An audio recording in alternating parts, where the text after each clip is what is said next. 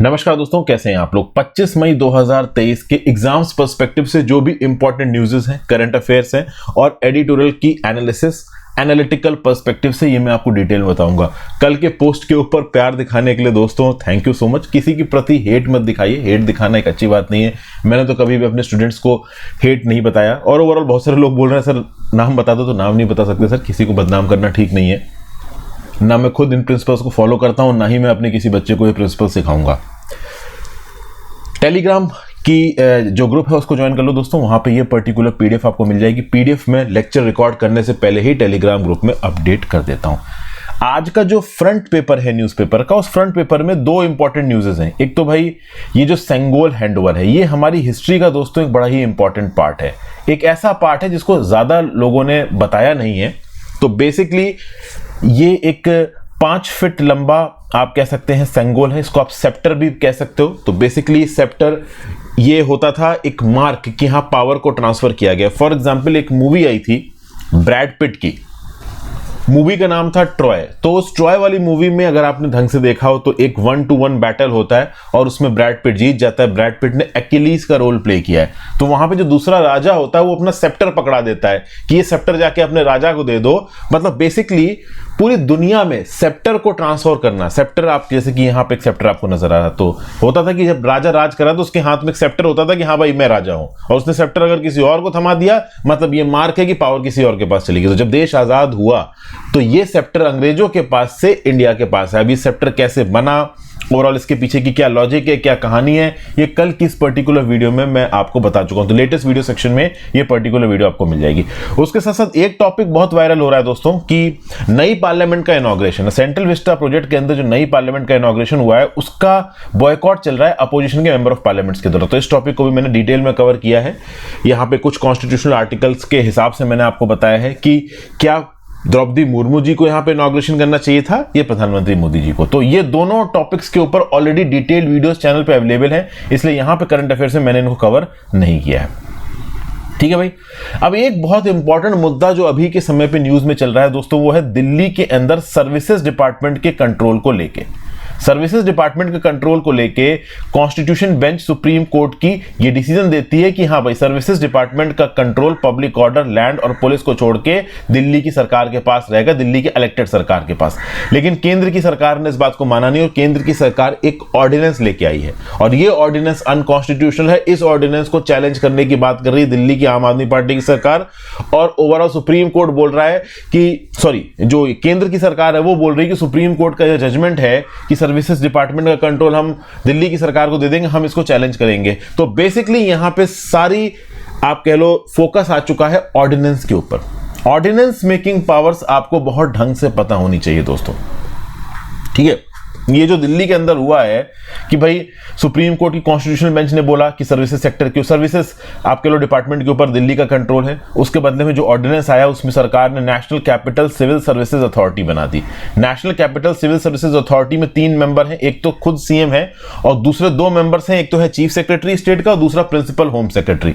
अब ये दोनों ही सीनियर लेवल के आईएएस ऑफिसर्स हैं और लोगों को लगता है कि ये आईएएस ऑफिसर्स केंद्र की सरकार की बात मानेंगे। तो अगर ये 3 मेंबर की कमेटी मेजॉरिटी से डिसीजन लेती है तो आईएएस ऑफिसर्स अपने फेवर में डिसीजन करवा लेंगे और चीफ मिनिस्टर ज्यादा कुछ कर नहीं पाएंगे। और मान लो यहां पे चीफ मिनिस्टर ने अपने हिसाब से डिसीजन करवा लिया तो भी लेफ्टिनेंट गवर्नर के पास ओवरराइडिंग पावर्स है।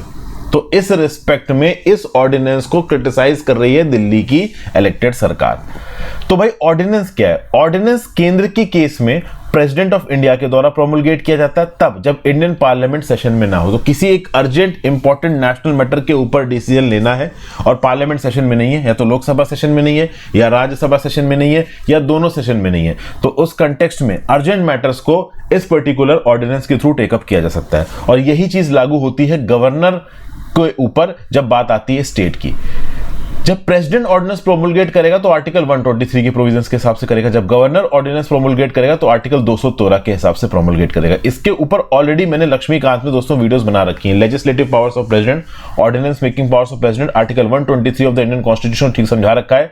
मेरी लक्ष्मीकांत की सीरीज को ठीक तरीके से देख लीजिए, वहां पर मैंने आर्टिकल 213 गवर्नर की पावर को भी समझा रखा है। ठीक है, कुछ बेसिक चीजें यहां पर मैं आपको ऑर्डिनेंस के बारे में बताता हूं। ठीक है भाई, एक ऑर्डिनेंस को अगर लंबा एग्जिस्ट करना है तो basically it should be approved by the parliament with in 6 weeks of it being introduced. समझिए बात क्या है, किसी भी एक साल में 2 पार्लियामेंट के सेशन के बीच में 6 महीने से ज्यादा का गैप नहीं हो सकता, और एक बार पार्लियामेंट का सेशन शुरू हुआ तो उसके शुरू होने के 6 हफ्ते के अंदर अंदर पिछले पास्ट ऑर्डिनेंस को आपको टेकअप करना है। तो इस हिसाब से 6 महीने और 6 हफ्ते से ज्यादा एक ऑर्डिनेंस की लाइफ नहीं हो सकती, क्योंकि इस 6 महीने 6 हफ्ते में अगर इसको कंसीडर नहीं किया गया तो यह लैप्स कर जाएगा। एक बात होगी, जब प्रेसिडेंट ऑर्डिनेंस प्रोमुलगेट करेगा तो केवल उन सब्जेक्ट्स के ऊपर ऑर्डिनेंस प्रोमुलगेट कर सकता है जहां पे इंडियन पार्लियामेंट लॉज बना सकती है। दूसरा, जो ऑर्डिनेंसेस हैं वो राइट्स ऑफ सिटीजंस को नहीं छीन सकते, जो कि fundamental rights of the Indian constitution के थ्रू गारंटीड है, तो फंडामेंटल राइट्स को यहां पे अमेंड नहीं किया जा सकता। फिर तीसरा, ठीक है भाई, ordinance ceases to exist if parliament takes no action within 6 weeks from its reassembly. ठीक है, ये मैंने अभी आपको बता दिया। Ordinance stands void if both houses pass a resolution disapproving its ordinance. मतलब ऑर्डिनेंस पर अगर आपने कोई एक्शन नहीं लिया 6 महीने 6 हफ्ते बाद वो आपका लैप्स कर जाएगा, और ओवरऑल अगर आपने डिसकंटिन्यू कर दिया तो वारे नहीं आ रहे। एक सवाल है दोस्तों आपसे, नीचे कमेंट बॉक्स में इस सवाल का डिटेल में जवाब दीजिए। क्या ऑर्डिनेंस के थ्रू, और ये मैं प्रेसिडेंट वाले ऑर्डिनेंस की बात कर रहा हूं, क्या ऑर्डिनेंस के थ्रू कॉन्स्टिट्यूशन को अमेंड किया जा सकता है? Can constitution be amended through a presidential ordinance? नीचे कमेंट बॉक्स में बताइए। और ढंग से गवर्नर के ऑर्डिनेंस पावर को 213 को पढ़िए या फिर मेरी लक्ष्मीकांत की वीडियोस को रेफर करिए। इसलिए मैं कुछ होमवर्क भी आपको देता हूं। देखो क्या है, स्टैटिक की सारी चीजें मैं नहीं बता सकता। अभी जो मैं मेंस की आपके साथ सीरीज शुरू करूंगा अपनी ऐप में, उसमें डेफिनेटली मैं आपके साथ मेंस की जितनी भी इंपॉर्टेंट चीजें हैं स्टैटिक के साथ कंबाइंड वो बहुत डिटेल में डिस्कस करूंगा। अभी के लिए ओवरऑल मैं यहां पे आपको एक बेसिक बता रहा हूं और क्वेश्चन पूछ रहा हूं। नीचे कमेंट बॉक्स में बताइए, क्या संविधान को अमेंड किया जा सकता है ऑर्डिनेंस के थ्रू, प्रेसिडेंशियल ऑर्डिनेंस के थ्रू? गवर्नर के ऑर्डिनेंस के थ्रू तो नहीं किया जा सकता, क्योंकि ऑब्वियस बात है गवर्नर के को वो ऑर्डिनेंस प्रोमुलगेट करेगा जो स्टेट लेजिस्लेटिव असेंबली की डोमेन में आते हैं। बट क्या प्रेसिडेंशियल ऑर्डिनेंस से संविधान अमेंड हो सकता है? बताओ। चलिए अगला, literacy project for migrant workers helps overcome language barrier इन केरला। देखिए ये एक इंपॉर्टेंट न्यूज है। GS paper 2 welfare schemes for vulnerable sections of the population by the centre and states में ये पर्टिकुलर न्यूज आपको काम आ सकती है। इसके साथ साथ issues relating to development and management of social sector services relating to health education, तो एजुकेशन से रिलेटेड न्यूज है। यहाँ पे क्या न्यूज है भैया? देखिए केरला के अंदर एक प्लान चलाया जा रहा है। केरला में जो माइग्रेंट वर्कर्स आके काम कर रहे हैं वो माइग्रेंट वर्कर्स लोकल भाषा को समझ सकें। तो केरला के अंदर लोकल भाषा क्या बोली जाती है? मलयालम बोली जा सकती है, और खुद हद तक कुछ लोग इंग्लिश बोलते हैं। तो बेसिकली जो बाहर का माइग्रेंट वर्कर आके केरला में काम कर रहा है, ऑब्वियसली बात है उसको मलयालम नहीं आती होगी, तो उसको यहाँ पे मलयालम सिखाई जा रही है। और उसके बाद एक मलयालम का एग्जाम लिया जाता है जिसको आप बोलते हो शंगथी लिटरेसी एग्जामिनेशन। इसको ऑर्गेनाइज कराया जाता है literacy mission at Kolazhy in Thrissur. ठीक है भाई, तो basically literacy mission Changathi literacy examination यहां पे कंडक्ट करा रहा है। तो पहले लोगों को यहां पे मलयालम सिखाई गई इस शंगाथी प्रोजेक्ट के अंदर, उसके बाद इनका एक एग्जामिनेशन लिया गया। ये बेसिकली केरला लिटरेसी मिशन के अंदर ये प्रोग्राम शुरू हुआ था कि बाहर के जो लोग आके ओवरऑल केरला में सेटल हुए हैं वो मलयालम सीख सके और कुछ हद तक हिंदी यहां पे सीख सके। हमारी मलयालम नाम की एक टेक्स्ट बुक है, इसको इस पर्टिकुलर एग्जाम के लिए इस्तेमाल किया जा रहा है। तो देखिए बहुत कम चांसेस है कि यूपीएससी जैसे एग्जाम में ये स्कीम सीधे सीधे पूछी जाए। कोई केरला पीसीएस की तैयारी कर रहा हो तो अलग बात है। अब केरला पीसीएस की तैयारी करने वाला मेरी वीडियोस हिंदी में देख रहा होगा, I am not very sure about this thing, but हाँ जो लोग यूपीएससी की तैयारी कर रहे हैं वो अपने एसए में या फिर जीएस पेपर 2 के किसी पर्टिकुलर आंसर में इस इंफॉर्मेशन को जरूर कोट कर सकते हैं कि अलग अलग राज्य की सरकार है सोशल इक्विटी लाने के लिए और ओवरऑल इंट्रा स्टेट कोऑर्डिनेशन लाने के लिए, नेशनल आप कह लो फ्रैटर्निटी लाने के लिए अपने अपने राज्यों में बाहर के माइग्रेंट्स को लोकल भाषा की ट्रेनिंग दे सकते हैं। ठीक है, ये चीज हो गई। यहां पे आगे चलते हैं। Independence of judiciary is a part of basic structure of the constitution, supreme court ने बोला है। अब इस पर्टिकुलर न्यूज में हमें समझना पड़ेगा सेकेंड नेशनल जुडिशियल पे कमीशन को। ये पर्टिकुलर जो न्यूज है वो आपके काम की है दोस्तों from the perspective of GS paper 1 structure, organisation and functioning of executive and judiciary. अब क्या हुआ इस पर्टिकुलर न्यूज में? देखिए पहले मैं आपको न्यूज बता देता हूं, फिर न्यूज को कनेक्ट करता हूं ओवरऑल कंटेक्स्ट से। Independence of judiciary is a part of basic structure of the constitution, ये बेसिकली हमको पता है, लेकिन यहां पे कौन सी जुडिशरी की बात कर रहे हैं? यहां पे डिस्ट्रिक्ट जुडिशरी की बात कर रहा है सुप्रीम कोर्ट। सुप्रीम कोर्ट ने यहां पे क्या बोला है कि जो इंडिपेंडेंस है डिस्ट्रिक्ट जुडिशरी की, it is a part of basic structure of the constitution, और एग्जीक्यूटिव और लेजिस्लेचर से इस डिस्ट्रिक्ट जुडिशरी को भी जुडिशियल इंडिपेंडेंस चाहिए, और ये तब मिल सकती है जब मैटर ऑफ फाइनेंसेस में इस सबऑर्डिनेट डिस्ट्रिक्ट जुडिशरी का भी बोलने का अधिकार हो। अब मतलब क्या है यहां पे दोस्तों, इस पूरी न्यूज को समझने के लिए आपको बैकग्राउंड समझना पड़ेगा। बैकग्राउंड के लिए एक न्यूज आई थी 11 अप्रैल 2023 को, इसको आपको समझना पड़ेगा। 11 अप्रैल 2023 को एक 3 जज बेंच थी सुप्रीम कोर्ट की, जिसमें chief justice of India DY Chandrachud साहब थे, जस्टिस कृष्ण मुरारी थे और हिमा कोहली जी थी। उन्होंने 6 अप्रैल को एक यूनियन गवर्नमेंट की रिव्यू पिटीशन को डिसमिस कर दिया। ओवरऑल जो जजमेंट दिया था 22 जुलाई 2022 को ऑल इंडिया जजेस association versus union of India में, इस जजमेंट को रिवर्स करने के लिए केंद्र की सरकार ने एक पिटीशन, एक रिव्यू पिटीशन डाली थी।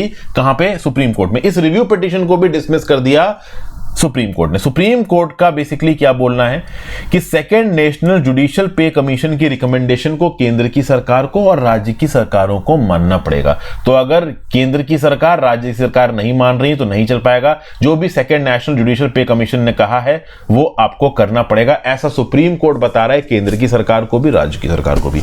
अब कहा क्या है सेकेंड नेशनल जुडिशियल पे कमीशन ने? ये बेसिकली रिवाइज कर रहा है पे स्ट्रक्चर ऑफ डिस्ट्रिक्ट जजेस को। तो जो सेकेंड नेशनल जुडिशियल पे कमीशन है, इसको मैं SNJPC एड्रेस करूंगा, बार बार फुल फॉर्म नहीं बोल सकता। तो जो SNJPC है, इसने 2.81 का मल्टीप्लायर लगा के पे स्ट्रक्चर को रिवाइज किया है। देखिए दोस्तों, जब भी आप सरकारी नौकरी में पहुंचोगे ना, केंद्र की सरकार की या राज्य की सरकार की नौकरी में पहुंचोगे, तो पे कमीशन रखते हैं समय समय पे। ये पे कमीशन इन्फ्लेशन के हिसाब से ओवरऑल आपकी सैलरी को एडजस्ट करते हैं। तो बेसिक सैलरी में एक मल्टीप्लायर लगाया जाता है 2 का, 2.2 का, 2.8 का, 2.9 का। तो ये मल्टीप्लायर इस हिसाब से लगाया जाता है कि आप ओवरऑल कौन से ग्रेड में काम कर रहे हो, आपके ऊपर कितनी अकाउंटेबिलिटी, कितनी रिस्पॉन्सिबिलिटी है, ठीक है ना भाई, और महंगाई वगैरह कितनी बढ़ी है। तो इन सब चीजों को ध्यान में रखते हुए यहां पे एक मल्टीप्लायर लगाया जाता है। तो बेसिकली सेकेंड नेशनल जुडिशियल पे कमीशन ने डिस्ट्रिक्ट जुडिशरी के केस में मल्टीप्लायर लगा दिया 2.81 का, ठीक है। अब इस मल्टीप्लायर को लेके केंद्र की सरकार, राज्य की सरकार बोलने लगी कि साहब ये गलत है। देखिए, जब भी ओवरऑल केंद्र की सरकार के लेवल पे पे कमीशन आता है, तो जो लेवल होता है एक पर्टिकुलर जज का, उस लेवल, सॉरी, एक पर्टिकुलर गवर्नमेंट एम्प्लॉय का, गवर्नमेंट सर्वेंट का, उसके लेवल और उसके अकाउंटेबिलिटी के हिसाब से मल्टीप्लायर लगाया जाता है। तो 7 सेंट्रल पे कमीशन में मल्टीप्लायर लगाया गया था 2.81 का ऑल इंडिया सर्विसेज ऑफिसर्स के लिए, जबकि पद्मनाभन कमेटी ने रिकमेंड किया था मल्टीप्लायर 3.07 का। तो चूंकि 7th पे कमीशन ने कुछ category of all India services के ऑफिसर के लिए मल्टीप्लायर लगाया गया 2.81 का, तो सेकंड नेशनल जुडिशियल पे कमीशन ने भी डिस्ट्रिक्ट जजेस के लिए मल्टीप्लायर लगा दिया 2.81 का। इस मल्टीप्लायर के चलते जो डिस्ट्रिक्ट जजेस की तनख्वाह है, जो उनके अलाउंसेस है, जो उनके पेंशन है, वो बहुत ज्यादा बढ़ गए। अब इस बात से प्रॉब्लम हो गई केंद्र की सरकार को और राज्य की सरकार को। केंद्र और राज्य की सरकार बोल रही कि साहब, आपने प्रिंसिपल ऑफ रेशनलाइजेशन को फॉलो नहीं किया। हमने कुछ ऑल इंडिया ऑफिसर्स की केस में मल्टीप्लायर लगाया था 2.81 का, सब पे नहीं लगाया था। आप तो पूरी डिस्ट्रिक्ट जुडिशरी के ऊपर 2.81 का मल्टीप्लायर लगा रहे हो। इस हिसाब से तो डिस्ट्रिक्ट जुडिशरी की जो पे अलाउंसेस है वो हाई कोर्ट के जजेस के बराबर हो जाएंगे, और जो सरकारी इंप्लॉयज काम कर रहे हैं राज्य के लेवल पे या केंद्र के लेवल पे, उनकी तनख्वाह के दुगने से ज्यादा हो जाएंगी इन डिस्ट्रिक्ट जजेस की तनख्वाह। लेकिन इस पर्टिकुलर लॉजिक को केंद्र की सरकार और राज्य की सरकार के सुप्रीम कोर्ट यहां पे मानने को तैयार नहीं है। सुप्रीम कोर्ट यहां पे बोल रहा है कि सेकेंड नेशनल जुडिशियल पे कमीशन ने ये जो 2.81 का मल्टीप्लायर लगाया है, ये मल्टीप्लायर बिल्कुल सही है। केंद्र की सरकार, राज्य की सरकार बोल रही कि इंडेक्स ऑफ रेशनलाइजेशन को हम फॉलो करते तो 2.67 या 2.72 का मल्टीप्लायर लगता, ये 2.81 का मल्टीप्लायर नहीं लगता। तो भाई यहां पे ओवरऑल डिस्ट्रिक्ट जजेस की तनख्वाह बढ़ाना नहीं चाहते केंद्र की सरकार और राज्य की सरकार एक लेवल से ज्यादा, और जो जुडिशियल, ये जो सेकंड नेशनल जुडिशियल पे कमीशन है वो बढ़ाना चाह रही है। अब देखिए, हरियाणा की सरकार ने तो यहां तक बोल दिया कि साहब, इस हद तक अगर आप डिस्ट्रिक्ट जजेस की तनख्वाह बढ़ा देंगे तो हम तो दे ही नहीं पाएंगे। इस हद तक अगर आप तनख्वाहें बढ़ाओगे तो जो गवर्नमेंट में काम कर रहा है बंदा, उसकी तनख्वाह से तो डिस्ट्रिक्ट जजेस की तनख्वाह दुगने से ज्यादा हो जाएगी। तो इससे तो भाई ओवरऑल बहुत ज्यादा एक्सचेकर के ऊपर खर्चा आ जाएगा। क्योंकि फिर इनके ऊपर आपको डीए अलाउंस भी देना पड़ता है, ट्रेवल अलाउंस भी देना पड़ता है, फिर पेंशन भी इसी पर्टिकुलर बेसिक सैलरी के हिसाब से फिक्स होती है। तो इतनी ज़्यादा जुडिशियल ऑफिसर्स की सैलरी चल नहीं पाएगी। उत्तर प्रदेश की सरकार ही बोल रही भाई हम इतनी तनख्वाह नहीं दे पाएंगे। सुप्रीम कोर्ट यहां पे बोल रहा है कि भाई देखो, तनख्वाह तो आपको देनी पड़ेगी सेकेंड नेशनल जुडिशियल पे कमीशन के हिसाब से। जुडिशरी के पास राइट्स है अपने फाइनेंसेस को इंश्योर करने का, और ये राइट और ये इंडिपेंडेंस डिस्ट्रिक्ट जुडिशरी के पास भी है। तो बेसिकली डिस्ट्रिक्ट जुडिशरी की इक्वालिटी भी basic structure of the constitution का पार्ट है। अगर ओवरऑल डिस्ट्रिक्ट जुडिशरी फाइनेंसेस के रिस्पेक्ट में इंडिपेंडेंट नहीं होगी तो वो इंडिपेंडेंट तरीके से काम ही नहीं कर पाएगी। अगर इस प्रकार से हमने एग्जीक्यूटिव और लेजिस्लेचर के ऊपर डिस्ट्रिक्ट जुडिशरी के फाइनेंसेस को छोड़ दिया तो डिस्ट्रिक्ट जुडिशरी तो इंडिपेंडेंट तरीके से काम ही नहीं कर पाएगी ना। फिर आगे आने वाले समय में अपने पे कमीशंस को इंप्रूव करवाने के लिए वो सरकार के हिसाब से काम करना शुरू कर देगी। तो इस लॉजिक के हिसाब से यहां पे फिर से सुप्रीम कोर्ट ने बोला है कि भाई देखो, जो भी सेकंड नेशनल जुडिशियल पे कमीशन ने बोला है मानना तो यहां पे पड़ेगा ही। तो ओवरऑल ये जो जजमेंट है, एक पिटीशन यहां पे फाइल की गई थी ऑल इंडिया जजेस एसोसिएशन के द्वारा। ऑल इंडिया जजेस एसोसिएशन का बोलना है कि ओवरऑल सेकंड नेशनल जुडिशियल पे कमीशन के रिकमेंडेशंस को सरकार इंप्लीमेंट नहीं कर रही है, बढ़ी हुई तनख्वाहें नहीं मिल रही हैं।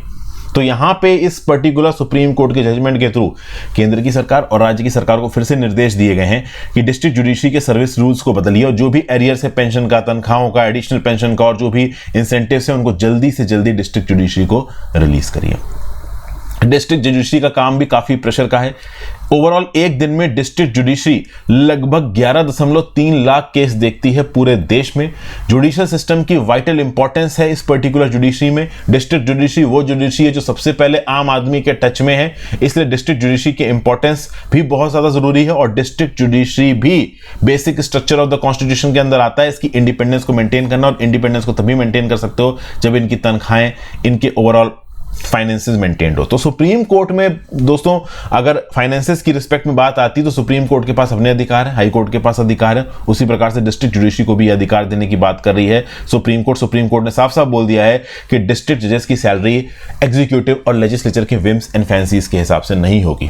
ठीक है, आगे आ जाते हैं। GDP growth expected to exceed estimate in financial year 2022-23। तो जो 2022-23 निकल गया उसमें भी आरबीआई गवर्नर साहब बोल रहे हैं कि हमने जो एक्सपेक्ट किया था कि जीडीपी ग्रोथ रेट 6.5% की है, हो सकता है वो 7% से ज्यादा की हो। ये GS paper 3 Indian economy and issues related to planning, mobilisation of resources, growth, development and employment में न्यूज खासा काम की। तो क्या बोल रहे हैं यहां पे शक्तिकांता दास साहब कि 2022-23 में इंडिया की जीडीपी 7% के एस्टिमेट को सरपास कर सकती है और जो रिटेल इन्फ्लेशन है वो हो सकता है 4.7% से नीचे आ जाए। ये शक्तिकांता दास साहब यहां पे बोला। चाहिए जो 4.7% का फिगर है वो इस महीने की बात हो रही है। इस महीने मतलब हम भी चल रहे हैं मई के महीने में, तो ये 4.7% का इन्फ्लेशन मई के महीने की बात कर रहे हैं ये, और ये 7% का जो जीडीपी ग्रोथ रेट का एस्टिमेट है ये बात कर रहे हैं ओवरऑल 2022-23 मतलब 1 अप्रैल 2022 से 31 मार्च 2023 की बात हो रही है। अब इस 2022-23 फाइनेंशियल ईयर के लिए जो growth projections international monetary fund ने दिए हैं वो 5.9% है और जो आरबीआई ने दिए थे वो 6.5% है। तो यहां पे एकदम से 7% कैसे हो सकते हैं?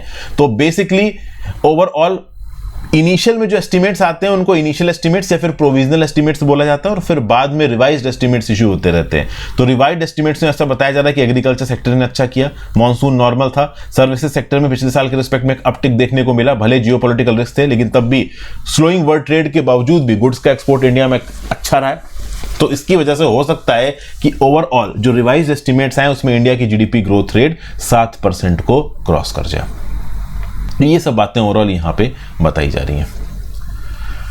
ठीक है, तो ये सब चीजें बोल। अच्छा, यहां पे शक्तिकांता दास साहब से यह भी पूछा गया कि भाई आगे आने वाले समय में आप अपनी मॉनेटरी पॉलिसी कैसे रखेंगे? अकोमोडेटरी मॉनेटरी पॉलिसी रखेंगे या टाइट रखेंगे? अकोमोडेटरी मॉनेटरी पॉलिसी ये होती है दोस्तों कि मार्केट में एक मिनिमम अमाउंट ऑफ लिक्विडिटी को मेंटेन कर रखा है, तो पैसे का फ्लो मार्केट में मेंटेन्ड है लेकिन उससे इन्फ्लेशन बढ़ने के चांसेस होते हैं, महंगाई बढ़ने के चांसेस होते हैं। और टाइट मॉनेटरी पॉलिसी क्या है कि पैसे के फ्लो को मार्केट में कम कर दो। शक्तिकांता दास साहब बोल रहे हैं कि ये मैं अभी नहीं बोल सकता, ये बहुत से फैक्टर्स पे डिपेंड करता है। जैसे फॉर एग्जांपल यूएस में अगर मॉनेटरी टाइटनिंग हो रही है तो वहीं पे न्यूजीलैंड में जो बैंक ऑफ न्यूजीलैंड है उसने 25 बेसिस पॉइंट से अपने इंटरेस्ट रेट को बढ़ाया, पहले ये बढ़ा नहीं रहते। कनाडा में अगर आप देखो तो रेट हाइक्स को अभी के लिए पॉज कर दिया गया है। ठीक है, पहले बढ़ाया गया था, फिर पॉज किया, फिर बढ़ाया गया। बेसिकली कहने का मतलब शक्तिकांता दास साहब का यह है कि दुनिया भर की जो भी सेंट्रल बैंक्स है वो अभी इस बात पे फिक्स नहीं है कि वो अपने इंटरेस्ट रेट को हाइक करेंगी या कम करेंगी। वो डिपेंड करता है कि ओवरऑल उनकी इकोनॉमिक कंडीशन कैसी चल रही है। तो इंडिया की इकोनॉमिक कंडीशन के हिसाब से हम डिसाइड करेंगे कि हम इंटरेस्ट रेट को हाइक करेंगे या कम करेंगे। अगर इंटरेस्ट रेट्स यहां पे हाइक होते हैं तो मतलब क्या, तो मतलब यह है कि इकोनॉमी में लिक्विडिटी कम करने की कोशिश कर रही है आरबीआई इन्फ्लेशन को कंट्रोल करने के लिए। और ओवरऑल अगर हम इंटरेस्ट रेट्स को लो करते हैं, मतलब हम मार्केट में लिक्विडिटी बढ़ाना चाहते हैं और इन्फ्लेशन भी उससे थोड़ा बहुत बढ़ेगा, क्योंकि जब ज्यादा पैसा मार्केट में पहुंचेगा तो ऑब्वियस सी बात है इन्फ्लेशन हल्का सा बढ़ जाता है। ठीक है, तो इसके ऊपर जो भी अपडेट आएगा वो आगे देखेंगे। अगला, India set to triple speed of its fastest supercomputers. ये पर्टिकुलर न्यूज आपके काम की है दोस्तों। जीएस पेपर 3 में recent developments and their applications and effects in everyday life और achievements of Indians in science and technology. हालांकि यहाँ पे अचीवमेंट जैसा कुछ भी नहीं है, यहाँ पे जो टेक्नोलॉजी है वो इंपोर्ट की जा रही है इंडिया के द्वारा। तो भैया अगर हम अपने कंप्यूटर्स की, सुपर कंप्यूटर्स की कैपेबिलिटी को बढ़ा दें, उनकी प्रोसेसिंग पावर को बढ़ा दें, तो हम कॉम्प्लेक्स सिचुएशंस को हैंडल कर सकते हैं। क्या बताया जा रहा है? तो इंडिया अपनी सुपर कंप्यूटिंग प्रोग्रेस को स्केल अप कर रहा है और एक 18 पेटाफ्लॉप का सिस्टम हम ओवरऑल इंस्टॉल करेंगे, ऐसा अर्थ साइंसेज मिनिस्टर किरण रिजिजू साहब ने बोला। फ्लॉप्स का मतलब क्या होता है? फ्लोटिंग पॉइंट ऑपरेशंस पर सेकेंड। ये इंडिकेटर है प्रोसेसिंग स्पीड ऑफ कंप्यूटर्स का। एक पेटाफ्लॉप में 1000 ट्रिलियन फ्लॉप्स होते हैं। तो बेसिकली जब ओवरऑल आप कंप्यूटर की प्रोसेसिंग पावर बढ़ाते हो और इस हद तक, इस डिग्री तक उसकी प्रोसेसिंग पावर बढ़ा देते हो, तो वो कंप्यूटर कॉम्प्लेक्स मैथमेटिकल कैलकुलेशंस कर सकता है, वेदर को फोरकास्ट कर सकता है, और वो वेदर फोरकास्ट अगले 1-2 दिन का हो सकता है, कई महीनों का हो सकता है। तो कई महीनों एडवांस में हम लोग वेदर फोरकास्टिंग कर सकते हैं। इंडिया इस समय पे का सबसे जो सुपर पावर कंप्यूटर है, सबसे पावरफुल सिविलियन कंप्यूटर है, वो है प्रत्यूष और मिहिर। प्रत्यूष और मिहिर की कंबाइंड कैपेसिटी है 6.8 पेटाफ्लॉप्स की। और ये दो कंप्यूटर्स कहां पे रखे हुए हैं? तो एक रखा है Indian institute of tropical metrology Pune में, दूसरा रखा है national centre for medium range weather forecasting Noida में। अब इन्हीं दोनों इंस्टीट्यूट्स में ये नए 18 पेटाफ्लॉप्स के कंप्यूटर पहुंचाए जाएंगे। ठीक है, जो पुराने दो कंप्यूटर थे प्रत्यूष और मेयर, ये 2018 में ऑपरेशनल किए गए थे और इनको ऑपरेशन करने के लिए 438 करोड़ का खर्चा आया था। ये दोनों ऑर्गेनाइजेशंस की बात की जा रही है, Indian institute of tropical metrology Pune और National centre for medium range weather Forecasting NCMRWF Noida. ये दोनों मिनिस्ट्री ऑफ अर्थ साइंसेज के साथ एसोसिएटेड है। अब जो नए सुपर कंप्यूटर्स हैं वो भी इन्हीं पर्टिकुलर इंस्टीट्यूट्स में प्लेस किए जाएंगे।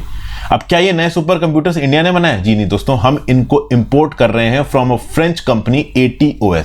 ये एक information technology service consulting company है।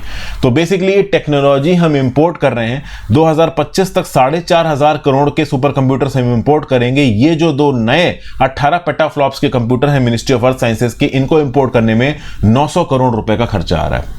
और ये खर्चा इंडिया को करना जरूरी है दोस्तों, क्योंकि हर 4 से 5 सालों में सुपर कंप्यूटर्स की टेक्नोलॉजी को अपग्रेड करना जरूरी है। High performance super computers scientific innovation के रिस्पेक्ट में और एडवांसमेंट के रिस्पेक्ट में डिप्लॉय करना इंडिया के लिए और बाकी एस्पायरिंग नेशंस के लिए बहुत ज्यादा जरूरी है। तो साइंटिफिक प्रोग्रेस तो हम इन सुपर कंप्यूटर से कर ही सकते हैं, साथ साथ 1 स्क्वायर किलोमीटर के ग्रिड में क्लाउड बर्स्ट आने वाला है। ओवरऑल वेदर सिस्टम्स किस प्रकार से इवॉल्व होंगे इसको भी एस्टिमेट कर सकते हैं। अगर देखा जाए दुनिया का सबसे पावरफुल सुपर कंप्यूटर, तो वो रखा है आपका फ्रंटियर क्रेस सिस्टम ओक ब्रिज नेशनल लेबोरेटरी यूएस में। इसकी पीक स्पीड है 1000 पेटाफ्लॉप। सोचो इंडिया में हम लोग 900 करोड़ पे 18 पेटाफ्लॉप के 2 कंप्यूटर इंस्टॉल कर रहे हैं और यूएस के अंदर सबसे पावरफुल सुपर कंप्यूटर है 1000 पेटाफ्लॉप। उसके अलावा अगर टॉप 10 सुपर कंप्यूटर्स की बात की जाए दुनिया में, तो इनकी कैपेसिटी 400 से आप कह लो 60 पेटाफ्लॉप्स के बीच में है। ठीक है भाई, आगे बात करते हैं। Global body keeps NHRC waiting over political meddling. National human rights commission के बारे में दोस्तों अगर आपको जानना है तो आप मेरी पॉलिटी की सीरीज में जाइए, वहां पे मैंने नेशनल ह्यूमन राइट्स कमीशन को डिटेल में आपको समझा रखा है। अब हुआ दोस्तों यहां पे क्या है, ये UN recognised global alliance for national human rights institution GANHRI, ठीक है भाई, ये रिकॉग्निशन देता है दुनिया भर के ह्यूमन राइट्स इंस्टीट्यूशंस को। अब इसने ऑलरेडी इंडिया को रेटिंग दे रखी है A रैंक की। किसको? नेशनल ह्यूमन राइट्स कमीशन को। तो इंडिया के NHRC को A रैंक की रेटिंग मिल रखी है इस यूएन रिकॉग्नाइज्ड GANHRI के द्वारा, global alliance of national human rights institution के द्वारा। बट अब इस पर्टिकुलर रेटिंग को आपको आगे भी एक्सटेंड करना है। मैं अगर आपको टाइमलाइन बताऊं दोस्तों इस पर्टिकुलर रेटिंग की, तो टाइमलाइन आपको कुछ इस प्रकार से नजर आएगी। एक्रेडिटेशन प्रोसेस NHRIs को जो दिया जाता है ओवरऑल इस आप कह लो ये GANHRI के द्वारा, तो इंडिया में 2006 में मिली थी हमें ए रेटिंग, फिर 2011 में मिली हमको ए रेटिंग, 2017 में मिली हमको ए रेटिंग। अब 2017 के बाद टेक्निकली हमें 2022 में मिलनी चाहिए थी ए रेटिंग, लेकिन एक साल से डेफर किया गया। अब फिर से एक साल डेफर कर दिया गया है यहां पे GANHRI के द्वारा। क्यों डेफर कर दिया गया है? क्योंकि दुनिया भर के इंस्टीट्यूशंस GANHRI को लेटर लिख के बोल रहे हैं कि इंडिया के अंदर ह्यूमन राइट्स वायलेशन हो रहे हैं, इंडिया के अंदर पॉलिटिकल इंटरफेरेंस होता है इंपॉर्टेंट पोस्ट के अपॉइंटमेंट में, NHRC के अपॉइंटमेंट में। इंडिया में जो पुलिस है वो प्रोब्स में ह्यूमन राइट्स वायलेशन करती है। इंडिया में सिविल सोसाइटी के साथ कोऑपरेट नहीं किया जाता, सिविल सोसाइटी को दबाया जाता है। एनजीओ की फंडिंग को लेके कुछ प्रॉब्लम्स हुई ना, तो उसी रिस्पेक्ट में शायद यहां पे बोला जा रहा है। फिर NHRC में लैक ऑफ इंडिपेंडेंस है, प्लूरलिज्म नहीं है, डाइवर्सिटी नहीं है, अकाउंटेबिलिटी नहीं है। तो यूनाइटेड नेशंस के जो प्रिंसिपल्स हैं नेशनल इंस्टीट्यूशंस को लेके, जिनको आप पेरिस प्रिंसिपल्स बोलते हो, इसको इंडिया का NHRC फॉलो नहीं करता।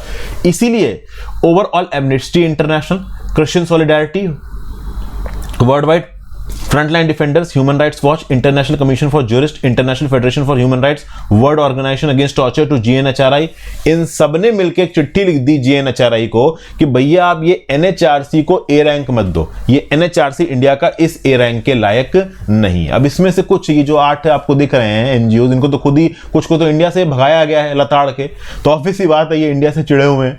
तो NHRC को यहां पे ए रेटिंग देने से रोकने की कोशिश की जा रही है। ठीक है भाई, ये क्यों? क्योंकि इंडिया पेरिस प्रिंसिपल्स को फॉलो नहीं करता, ये बोला गया। अब जब NHRC से पूछा गया तो NHRC ने देखिए अपने जवाब में क्या बोला है। NHRC ने बोला है कि भाई देखिए ये जो GANHRI है, इसकी जो सब कमिटी है एक्रेडिटेशन के ऊपर, इसने 1 साल के लिए प्रोसेस को डेफर किया है। तो जब तक प्रोसेस डेफर्ड है तब तक इंडिया की NHRC के पास ए रैंक का स्टेटस है।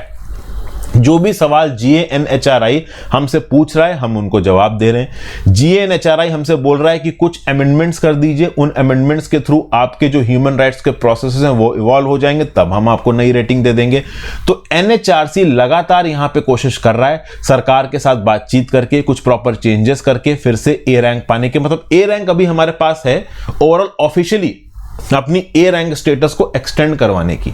तो बेसिकली अभी के NHRC के हिसाब से यह बताया गया है कि GANHRI की सब कमिटी ने डेफर किया है प्रोसेस को 1 साल के लिए। 1 साल के लिए इंडिया को और टाइम दिया, और तब तक ओवरऑल हमारा ए रैंक का स्टेटस ओवरऑल आप कह लो GANHRI में बना हुआ है, वो हमारा ए रैंक का स्टेटस नहीं गया है, ऐसा नेशनल ह्यूमन राइट्स कमीशन का बोलना है। ठीक है भाई, फिर अगली news, China appoints new envoy to US in sign of thaw in ties. भाई ये particular news GS paper 2 India and neighbourhood international relations में आपकी काम की है। क्या बोला जा रहा है यहाँ पे? तो भैया चाइना के नए एम्बेसडर फाइनली पहुंच गए हैं US। ये पर्टिकुलर पोस्ट पिछले 5 महीने से खाली पड़ी हुई थी। ओके, तो अपने आप में शायद थॉ इन टाइज देखने को मिला। थॉ इन टाइज मतलब जो पहले लड़ाई हो रही थी वो लड़ाई थोड़ी कम होती नजर आ रही है इंडिया चाइना के बीच में। तो वेटरन डिप्लोमेट जी फेंग को यहाँ पे US में चाइना का एम्बेसडर बनाया गया। ध्यान रखिएगा UP PCS में या किसी PCS टाइप एग्जाम में 1 लाइनर में ये क्वेश्चन आपसे पूछा जा सकता है। तो बेसिकली ये बेसिकली वॉशिंगटन पहुंचे। वॉशिंगटन पहुंचने के बाद ओवरऑल उन्होंने बोला कि मैं तो चाइना US के कॉपरेशन को बढ़ाऊंगा, मैं चाइनीज पीपल के बिहाफ पे यहाँ पे आया हूँ। जो चाइनीज प्रेसिडेंट का जो सिद्धांत है, कौन सा सिद्धांत भाई? तो 3 प्रिंसिपल्स का, mutual respect, peaceful coexistence, win win cooperation, इसको ग्राउंड लेवल पे इंप्लीमेंट करने की मैं कोशिश करूंगा। अभी रिसेंटली जो बाइडेन साहब जब हिरोशिमा में थे तब भी इन्होंने सिग्नल दिया था कि हाँ भाई चाइना के साथ हम इंगेज करने की कोशिश कर रहे हैं। तो ये सारी बातें हैं दोस्तों। इससे पहले ओवरऑल अगर आप देखो तो जो चाइना के एम्बेसडर थे US में वो थे किन गांग, लेकिन किन गांग अभी के लिए चाइना के बन गए फॉरेन मिनिस्टर, और किन गांग की जगह अपॉइंट किया गया है जी फेंग को। अब आप समझ सकते हो कि US में जो चाइना का एम्बेसडर है वो सबसे इंपॉर्टेंट पोस्ट है। इंडिया में जो चाइना का एम्बेसडर है वो भी दोस्तों बहुत इंपॉर्टेंट पोस्ट है। कैसे पता चलता है? देखिए, इंडिया के अंदर चाइनीज एम्बेसडर की कुर्सी पिछले 7 महीने से खाली पड़ी है। पहले सन विदोंग थे। सन विदोंग को अक्टूबर में वापस बुला लिया गया एज एन एम्बेसडर, और अभी के लिए वाइस फॉरेन मिनिस्टर हैं ये बीजिंग में। तो आप समझ सकते हो कि इंडिया में जो एम्बेसडरियल पोस्ट है उसको इंपॉर्टेंट पॉलिटिकल अपॉइंटमेंट्स मिल रहे हैं चाइना के अंदर, और जो US में एम्बेसडर था उसको तो फॉरेन मिनिस्टर ही बना दिया गया चाइना के अंदर। तो आप समझ सकते हैं कि these things are very important, किस प्रकार से चीजें काम करती हैं इसके बारे में हमने एक आइडिया लिया। आगे चलते हैं। Ron DeSantis launches US presidential campaign to challenge Trump in primaries. यहाँ पे क्या बोला जा रहा है? तो भाई ओवरऑल फ्लोरिडा के गवर्नर रॉन डी सैंटिस 2024 की यूएस प्रेसिडेंशियल रेस में घुस गए और यूएस प्रेसिडेंशियल रेस में दोस्तों सबसे पहले तो ये अपने फेलो रिपब्लिकन के साथ कंपीट करेंगे। यूएस के प्रेसिडेंट इलेक्शंस में दो पार्टी हैं, एक तो रिपब्लिकन पार्टी है, एक डेमोक्रेट पार्टी है। अभी के डेमोक्रेट पार्टी के जो बाइडेन पावर में, रिपब्लिकन पार्टी के डोनाल्ड ट्रंप पहले पावर में थे। अब सबसे पहले तो रिपब्लिकन पार्टी के अंदर कंपटीशन होगा, डेमोक्रेटिक पार्टी के अंदर कंपटीशन होगा। इस कंपटीशन को जो जीतेगा वो मेन प्रेसिडेंशियल इलेक्शंस में लड़ेगा, ठीक है। तो बेसिकली रिपब्लिकन प्राइमरी कॉन्टेस्ट में, जिसको आप प्राइमेट्स का कंसेप्ट बोलते हो, उसमें डी सैंटिस खड़े हो गए हैं किसके सामने? डोनाल्ड ट्रंप के सामने, ठीक है। तो जो 44 साल के रिपब्लिकन हैं, पहले एक लो लेवल के कांग्रेसमैन थे, फिर ये गवर्नर बने। अच्छा, फ्लोरिडा का गवर्नर बनाने में इनको डोनाल्ड ट्रंप का एक बहुत बड़ा हाथ रहा है और अब ये डोनाल्ड ट्रंप के सबसे बड़े कॉम्पिटिटर निकल के आ रहे हैं रिपब्लिकन पार्टी के अंदर। तो डोनाल्ड ट्रंप ने भी ओवरऑल अपना एक इनिशिएटिव सा छेड़ दिया है रॉस डी सैंटिस के अगेंस्ट। अब ये कौन जीतता है कौन नहीं जीतता है आगे आने वाले समय में पता चलेगा। तो यूएस के अंदर सिस्टम कुछ इस प्रकार से काम करता है कि फाइनल इलेक्शंस होने से पहले जो दो मेन पॉलिटिकल पार्टी हैं, रिपब्लिकन पार्टी और डेमोक्रेटिक पार्टी, उसके कैंडिडेट्स आपस में एक दूसरे के साथ कंपीट करते हैं कि हाँ भाई, मैं ओवरऑल यहां पे प्रेसिडेंट के लिए रन करूंगा या मैं रन करूंगा ऑन बिहाफ ऑफ डेमोक्रेटिक और रिपब्लिकन पार्टी। फिर भाई अगली न्यूज पर जाते हैं, ties that bind. Modi ji recently Australia गए, 3 दिन की विजिट थी ऑस्ट्रेलिया की और लेबर पार्टी के लीडर एंथोनी एल्बनीज़ साहब से मिले। एंथोनी एल्बनीज़ साहब लगभग 1 साल से प्राइम मिनिस्टर हैं ऑस्ट्रेलिया के। वैसे तो दोस्तों ये जो मीटिंग थी वो एक मल्टीलैटरल मीटिंग थी, क्वाड की मीटिंग होनी थी ऑस्ट्रेलिया में, लेकिन चूंकि डेब्ट सीलिंग क्राइसिस चल रही है यूएस के अंदर, डेब्ट सीलिंग क्राइसिस के ऊपर भी मैं इंपॉर्टेंट वीडियो बना चुका हूं, क्या मतलब है डेब्ट सीलिंग क्राइसिस का, अभी उसको लेके एक आर्टिकल भी है। तो बेसिकली डेब्ट सीलिंग क्राइसिस को टैकल करने के लिए ऑस्ट्रेलिया नहीं आ पाए जो बाइडेन, वो वापस यूएस चले गए। तो फ्यूमियो किशिडा जो जापान लीडर थे वो भी नहीं आए। क्वाड की एक छोटी सी समिट हिरोशिमा में हुई हो गई। तो अब ये बायलेटरल समिट बन चुका है एंथोनी एल्बनीज़ और नरेंद्र मोदी का। ओके, तो जो हमारे मोदी जी हैं वो सिडनी में गए। सिडनी में ओवरऑल इंडियन कम्युनिटी का एड्रेस था, अपने आप में इंडियन कम्युनिटी के एड्रेस में बहुत सारे लोग देखने आए, तो एंथोनी एल्बनीज़ साहब ने उनको बॉस बोला। ये न्यूज़ भी ओवरऑल काफ़ी वायरल हो रही थी, ठीक है। इससे पहले जो बड़े एक सिंगर का वहां पे फंक्शन हुआ था उसमें इतनी भीड़ नहीं थी जितनी मोदी जी की इस पर्टिकुलर इवेंट में भीड़ थी। यहाँ पे कुछ बहुत इंपॉर्टेंट अनाउंसमेंट्स हुए। ये इंपॉर्टेंट अनाउंसमेंट्स बहुत इंपॉर्टेंट हो जाते हैं क्योंकि पिछले कई साल से इन अनाउंसमेंट्स के लिए लगातार नेगोशिएशंस चल रही हैं।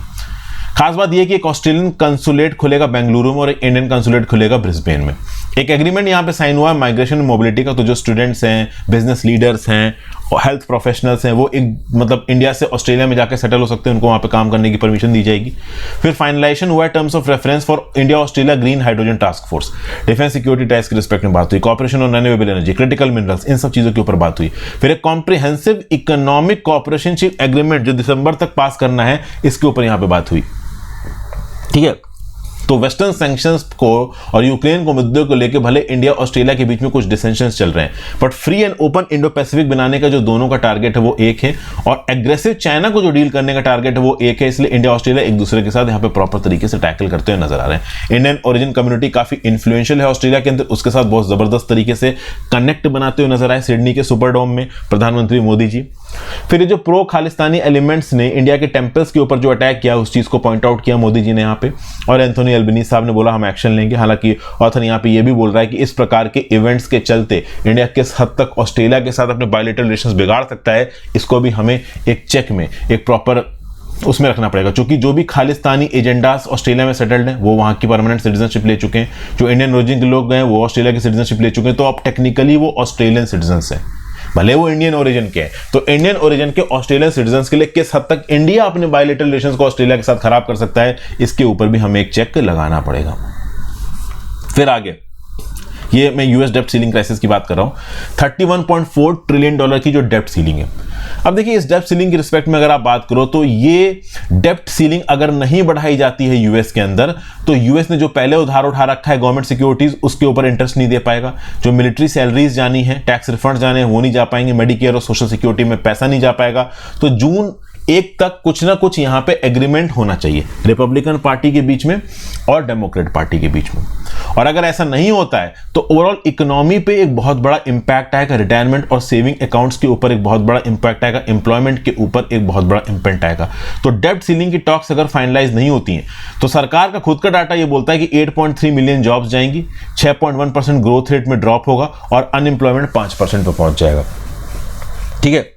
खास बात दोस्तों यहां पे ये है कि यूएस के टैक्स कॉफर्स में पैसा पड़ा हुआ है। डेब्ट सीलिंग के रेट यहां पे इसलिए नहीं बढ़ाए जा रहे हैं क्योंकि ओवरऑल यहां पे एक पॉलिटिकल डिसेंशन है।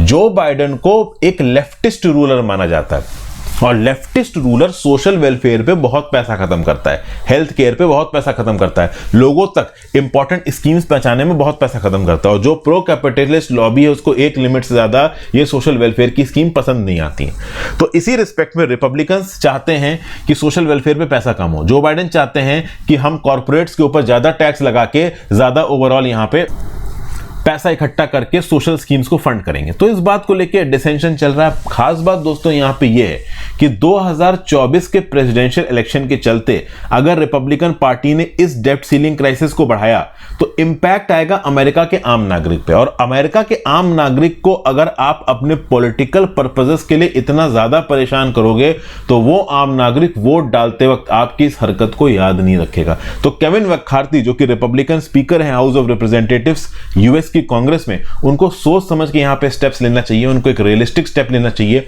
अगर 1 जून तक ये डेब्ट सीलिंग की क्राइसिस को सॉल्व नहीं किया और यूएस अपने लोन्स के ऊपर डिफॉल्ट करता है और यूएस में इस प्रकार की इकोनॉमिक क्राइसिस आती है तो इंपैक्ट आएगा आम आदमी पे, आम आदमी होगा नाराज और कहीं ना कहीं हो सकता है वो इलेक्शंस में कि रिपब्लिकन पार्टी के ऊपर अपना गुस्सा उतारे। ठीक है, ये सब बातें यहां पे बताई गई हैं। आगे चलते हैं। A Middle Kingdom dawns on India's west, क्या बोला जा रहा है यहां पे? देखिए 32वीं अरब लीग समिट हुई जेड्डा में। ठीक है भाई, 12 साल के बाद 22 अरब स्टेट्स एक दूसरे के साथ मिले। यहां पे 17 रिप्रेजेंटेटिव थे अपने हेड ऑफ स्टेट्स के द्वारा। इस पर्टिकुलर समिट में सीरिया को रीएडमिट किया गया। यूक्रेनियन प्रेसिडेंट ने यहां पे एक स्पेशल इन्वाइटी थे और उन्होंने भी यहां पे आके स्पीच दी। ये जो पोस्ट समिट जेड्डा डिक्लेरेशन था इसने मॉडरेसी दिखाई है पॉलिटिकल ऑप्टिक्स में। सोशियो इकोनॉमिक चैलेंजेस जो अरब्स के सामने आ रहे हैं उनकी बात की गई है। अरब कंट्रीज के बीच में जो डिसेंशन है उसको हटाने की यहां पे बातचीत की गई है। प्रो पैलेस्टीनियन एजेंडा के ऊपर भी बातचीत की गई, लेकिन इजराइल को नाम से बुला के यहां पे क्रिटिसाइज नहीं किया गया। ठीक है ना। फॉर्मेशन ऑफ आर्म्ड ग्रुप्स और मिलिशियाज वाला जो अप्रोच बहुत लंबे समय से कई अरब कंट्रीज लेके चलती हैं उसको भी यहां पे एंडोर्स नहीं किया गया है। और ऐसा समझ में आया है इस पर्टिकुलर अरब आप कह लो मीट से कि यहां पे सऊदी अरेबिया एक लीडर की तरह उभर के आ रहा है अंडर क्राउन प्रिंस मोहम्मद बिन सलमान। अरब वर्ल्ड के एजेंडा में यहां पे मेन आर्बाइटर, मेन प्लेयर उभर के आ रहे हैं क्राउन प्रिंस मोहम्मद बिन सलमान फोर्सिबल फ्यूचर में। तो आप देखो मोहम्मद बिन जो सलमान है इन्होंने कुछ स्टेप्स लिए हैं to declutter the kingdom's regional agenda. इन्होंने ट्रिपल समिट्स हेल्ड की रियाद में चाइनीज प्रेसिडेंट के साथ। तो ईरान के साथ सबसे पहले तो अपने रिलेशन सऊदी अरेबिया ने यहां पे स्टेबलाइज किए। 45 साल से हॉस्टिलिटी और जियो रिलीजियस राइवलरी है। तो ओवरऑल कहीं ना कहीं इस राइवलरी के इफेक्ट्स यमन में, लेबनान में, सीरिया और इराक में देखने को मिल रहे थे। तो सबसे पहले अगर सऊदी अरेबिया और ईरान के टाइज में थॉ आता है, एक पॉजिटिव इंपैक्ट आता है, तो इससे अच्छे जो प्रॉक्सी वॉर्स चल रहे थे इन दो कंट्रीज के बीच में सबसे पहले तो वो प्रॉक्सी वॉर रुकेंगे। तो जिस प्रकार से यूएस को वियतनाम वॉर में अपने रिसोर्सेज खत्म करने पड़े थे, सऊदी अरेबिया को नहीं खत्म करने पड़ेंगे। दूसरा, अरब वर्ग की लीडरशिप में प्रिंस मोहम्मद बिन सलमान जो कि आगे आने वाले समय में किंग बन सकते हैं, ये एक मिडिल पाथ लेके चल रहे हैं अरब वर्ल्ड की लीडरशिप में। ठीक है, अभी अरब वर्ल्ड की लीडरशिप में एक वैक्यूम है, कोई प्रॉपर लीडर है नहीं। कोई लीडर समझ में आता है तो वो इजिप्ट समझ में आता है, लेकिन इजिप्ट की इकोनॉमिक क्राइसिस बहुत खराब चल रही है। ठीक है, तो इसी कंटेक्स्ट में यहां पे सऊदी अरेबिया अपनी इकोनॉमिक पावर के चलते एक डोमिनेंट पोजीशन में दिख रहा है। सीरिया और इराक भी पावरफुल कंट्रीज थी, लेकिन ऑब्वियस बात है वो अपने इंटरनल डिसेंशंस को फाइट नहीं कर पा रही। इस्लामिस्ट इंसर्जेंसी भी वहां पे बहुत ज्यादा तगड़ी थी। चाइना के साथ मीडिएशन करके ओवरऑल यूएस को सरप्राइज कर दिया सऊदी अरेबिया ने, लेकिन at the same point of time Saudi Arabia ने यूएस के साथ भी अपने रिश्ते अच्छे रखे। खास बात दोस्तों यह है कि तेहरान का डिमोनाइजेशन अब वॉशिंगटन उस लेवल पे नहीं कर पा रहा है। यूएस जो तेहरान के अगेंस्ट आइसोलेशन प्रमोट कर रहा था वो चीज यहां पे नहीं हो पा रही। अब चूंकि सऊदी अरेबिया की ईरान से बनने लगी है तो हो सकता है सऊदी अरेबिया के लिए कतर, इराक, ओमान और पाकिस्तान की वैल्यू यहां पे थोड़ी सी कम हो जाए। बट कहीं ना कहीं ये पूरे के पूरे वेस्ट एशियन और गल्फ रीजन में एक नॉर्मलसी लेके आएगा, एक शांति जैसी आप कह लो फीलिंग लेके आएगा। ठीक है भाई, अब्राहिम अकॉर्ड्स को सीधे सीधे तो सऊदी अरेबिया ने एंडोर्स नहीं किया है, लेकिन इजराइल के अगेंस्ट बहुत ज्यादा एनिमोसिटी भी यहां पे सऊदी अरेबिया नहीं दिखा रहा। तो बेसिकली एक प्रकार का middle path Saudi Arabia follow करते हुए नजर आ रहा है। सबसे खास बात दोस्तों ये है कि 2022 में इसकी जीडीपी 8.7% बढ़ी। $1.1 ट्रिलियन इसकी जीडीपी है। यूएई के बाद अगर आप देखो तो मतलब अरब कंट्रीज में तो नंबर 1 जीडीपी है सऊदी अरेबिया की, सेकंड नंबर पे आती है यूएई की, तो यूएई से ज्यादा इंपॉर्टेंट है इकोनॉमिकली कौन? Saudi Arabia. Saudi Arabia largest oil exporter भी, सऊदी ऑयल 51% से इसकी इनकम बढ़ी है, $228 बिलियन का एक्सपोर्ट किया है ऑयल का सऊदी अरेबिया ने। ओपेक कंट्रीज और ओपेक प्लस कंट्रीज में सऊदी अरेबिया की अच्छी खासी चलती है, ठीक है ना। सऊदी जो अरामको नाम की कंपनी है, दुनिया की सबसे बड़ी ऑयल की कंपनी है, तो रियाद एक फर्स्ट गो टू डेस्टिनेशन बन के निकल के आ रहा है और इस किंगडम की इंपॉर्टेंस बन रही है। और कहीं ना कहीं ये जो क्राउन प्रिंस है मोहम्मद बिन सलमान, ये अपनी इमेज पे सुधार रहे हैं, लेकिन कुछ इश्यूज हैं।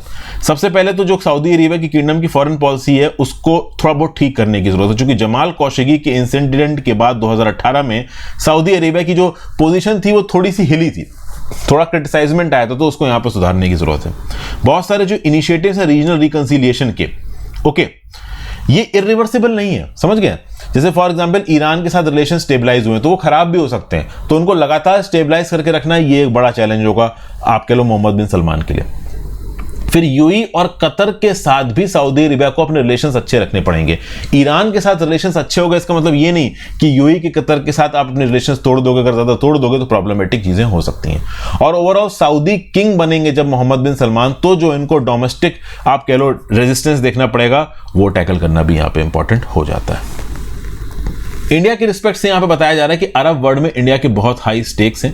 वेस्ट एशियन रीजन में इंडिया को अगर अपनी इंपॉर्टेंस बना के रखनी है तो अरब वर्ल्ड से इंपॉर्टेंस बना के रखनी है, इसलिए हमें सऊदी अरेबिया के साथ सब्सटेंशियल और कॉर्डियल टाइज रखने पड़ेंगे। ये इस बात में हमें ज्यादा समझना है कि G20 की कश्मीर टूरिज्म मीटिंग को सऊदी अरेबिया ने बॉयकॉट किया था, तो इस बॉयकॉट को देखते हुए स्ट्रेटेजिक पार्टनरशिप हमें बिल्टअप करनी पड़ेगी सऊदी अरेबिया से, ताकि ओवरऑल रिलीजियस मुद्दा हमारे इकोनॉमिक और आप कह लो स्ट्रेटेजिक पार्टनरशिप को ओवरशैडो ना कर पाए। अगर हो सके तो एक bilateral comprehensive economic partnership agreement जितना जल्दी हो सके उतना जल्दी इंडिया और सऊदी अरेबिया के बीच में साइन होना चाहिए। तो यहां पे ओवरऑल लेक्चर खत्म होता है दोस्तों। आई होप आपको कुछ ना कुछ यूजफुल जानने को मिला हो आज के ओवरऑल इस एडिटोरियल और करंट अफेयर्स एनालिसिस से। आप रिव्यू पॉइंट नीचे कमेंट बॉक्स में देखे जाइएगा। इस प्रकार की टेलर मेड मेंस के पर्सपेक्टिव से वीडियोस जल्दी ही मैं आपके लिए लेके आऊंगा। मुझे ऐसा लगता है कि ये आपके काम की रहेंगी। आई होप लेक्चर में मजा आया हो। रिव्यू पॉइंट कमेंट बॉक्स में देखे जाइएगा, इंस्टाग्राम पे फॉलो कर लीजिएगा, टेलीग्राम ग्रुप ज्वाइन कर लीजिएगा। ज्यादा से ज्यादा लोग से लेक्चर को शेयर करें दोस्तों। मेरी ऐप हर्षित एजुकेशन डाउनलोड कर सकते हैं। टेलीग्राम ग्रुप में आपको पर्टिकुलर पीडीएफ अवेलेबल हो चुकी है।